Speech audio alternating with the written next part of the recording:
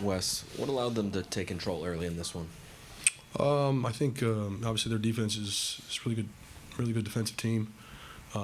We missed a lot of shots, that I really thought were good looks, and it's tough to keep pace at times when you don't make shots, especially generate open shots, open threes, in particular, and we just didn't knock them down. So I didn't mind the process. I thought in the first half we generated some good ones. 1 for 14 is tough, but you got to stay with it. You're not always going to make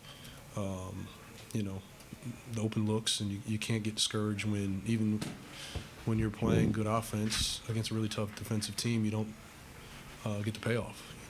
We got to anchor ourselves on the defensive side and lean in even more. In those moments where we're just not getting rhythm on offense. What was missing with the paint defense? I mean, you guys have Gafford and 𝗙𝗢𝗟𝗡𝗧 protecting the rim, but it seems like paint defense this season has kind of fluctuated for you. Yeah. Well, I mean, some of it is, they put a lot of pressure on you. And, when you're trying to get the ball out of Mitchell's hands, out of Garland's hands, that roller, you got to account for that. And they got two guys who can do it. So it puts a lot of pressure on your lone man, who's oftentimes a small, with both bigs on the floor, one big up, one big involved in pick and rolls quite often. And you're there, you're just not, because their size, and they just finish through and over you. But you're getting the ball out of Mitchell's hands, you're getting the ball out of Garland's hands. So, at times it's effective. Obviously, transition, one-on-one, you have to account for that as well. Wes, to your point about the offense earlier, did you like the mix of shot selection, the mix of drives, and shoot? Obviously, without Brad there, you didn't have as many guys who could. Yeah. I thought we turned down some open threes early in the game, where that's the best shot we're going to get against that defense. So you create an open shot, you turn it down, now you're driving it back into the teeth of the defense. It kind of plays into their hands a bit. And it's a natural, reaction when you're struggling to make those open ones. You figure, all right, let me get something to the rim. And that's good at times, but that's a really good paint defense, and they got a lot of length back there, so it makes it difficult. What was the report you got about Brad pregame? He just wasn't quite ready. Like I said, he went through shoot around, shot afterwards. It didn't look like his normal. He didn't have that normal pop, when he moves and cuts, and I think just give him a little bit more time. For Johnny, I know you guys wouldn't put him out there if he's not healthy, but how much do you think he's still just working his way back from the injury he had? Well, I think he's cleared to obviously be out there, and sometimes when you miss a chunk of time, it throws off your rhythm a bit.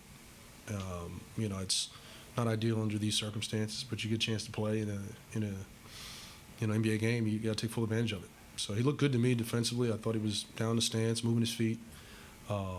He didn't seem to show any ill effects. And then just going from the 6-game win streak to now this 3-game skid, I guess just how deflating is that for the team? I wouldn't say deflating. I mean, obviously no one's happy that, we're in this position. Obviously you lose 2 games in unsavory fashion. But, you're down quite a few guys tonight, and you're up against one of the best defensive teams in the league, so you knew, sledding uphill a bit. Guys came in and who haven't played. Will Barton came in. He impacted the game. Was able to give us some life off the bench. Obviously AG's just coming back. He was able to contribute as 𝗙𝗢𝗟𝗡𝗧, who hasn't been in the rotation as much. So credit to those guys. I mean, this is not an easy situation. Certainly not ideal. Without Brad and Kuz, and you feel a little limited at times, but it is what it is. So the fact that they could come in and contribute is a positive. Coach, basketball, ups and downs, ebbs and flows. It's a long season. I guess what's the message to just turn it around coming in for the Hornets on Wednesday, I'm sorry. Well, you have an opportunity to bounce back. Hopefully we can get healthy, but, we don't want to dwell too much on, this 3-game skid. We got to learn from it. You want to, of course, take something from it. Sometimes there's hard lessons, but I think it's important to take something from it and learn, and hopefully that puts us in a better position. But we have a day to get right, practice, get healthy a little bit, and reload for Wednesday. You said it before, everybody plays a back-to-back. How do you feel like the Wizards came out energy-wise in their first quarter? I thought we were a little flat. You know, it wasn't the best it picked up, I think, but you know, those back-to-backs are bizarre at times. Because you know, we've actually played pretty well on back-to-backs, so it's not, you know, a given that a team's going to come in flat or, you know, not play with energy because they played the night before. I thought overall, you know, throughout as the game went on, we got better, but I think it becomes a little deflating. You know, it saps a little energy out of you when you don't make plays offensively. You feel like you're struggling, and you know they keep coming at you. It takes a little wind out of the sails a little bit. Too soon to say for Brad's status, one, sir? I'm sorry. Too soon to say for Brad's status? Probably, yeah. Gaff, how do you think they were able to take control early on in this game? Offensively, they were just comfortable. You know, it was a lot of things that they did that kind of had us in scramble situations time and time again down the floor. And they just really got the shots that they wanted tonight. Kendrick, what do you think was missing from you guys from three-point range? Coach Unseld thought some of the looks you guys had were good, but what was your perspective on it? I think we did get some great looks. We could have generated some more corner threes, which was our game plan. I don't think we got enough of those, but shot the ball poorly tonight, and just was one of those nights from behind the arc. 6 for 28. It's tough. I guess for either one of you guys, because what's the feel in the locker room after, you know, you guys went on the 6-game streak and then now these last 3? We're just staying motivated, you know. I mean, it's tough having losses like this, but we just got to keep pushing forward. We can't really just focus on the things that, you know, happened tonight, you know, let it hurt till midnight and just focus on the next. We got a lot more games down the road, and we can always, you know, turn the tide each one of those games. The next one's coming up. Kendrick, for you, just how's the playbook familiarity coming along? I'm getting it. Every day I'm learning something new within on both ends of the floor within the system. So it's been good. I don't think it's nothing that's hindering me from being out there. Hey, Gaff, despite the loss, I know you're a big guy on positivity. Was there anything that you did tonight that you liked despite the loss?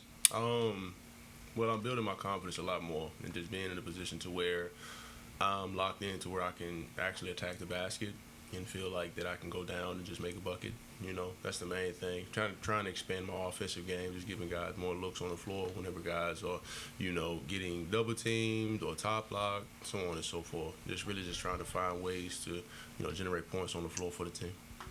And Kendrick, you've been in the league long enough to know it's an up and down season, ebbs and flows. How do you just take your mindset and get ready for this game against the Hornets? Long season. I mean, we flushed this one tonight.